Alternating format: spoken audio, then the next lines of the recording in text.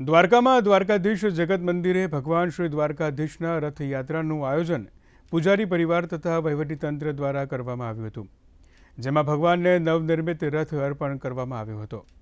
ચાંદીમાંથી અને તુલસીના કાષ્ઠમાંથી બનાવેલા રથમાં બિરાજમાન કરીને દ્વારકાધીશને શાસ્ત્રોક્ત વિધિ સાથે મંદિરની પરિક્રમા કરવામાં આવી હતી, તેમજ ભગવાનને 4 ભોગ ધરાવાયા હતા।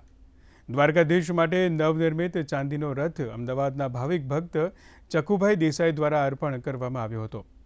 આ રથ 60 કિલો ચાંદીમાંથી બનાવવામાં આવ્યો છે। श्री द्वारकाधीश मंदिर में आषाढ़ी बीज का उत्सव के तौर पे रथ यात्रा उत्सव 2025 का आयोजन हुआ। भाविक भक्तों ने बहुत उत्साह और उमंग के साथ श्री द्वारकाधीश के इस उत्सव पावन पर्व में भाग लिया। हमारी ओर से प्रशासन की ओर से हमने चौक चौबंद व्यवस्था और भाविक भक्तों को आराम से सहूलियत से दर्शन हो उस हिसाब से तमाम सुविधाएं मोहल्ला करवाई।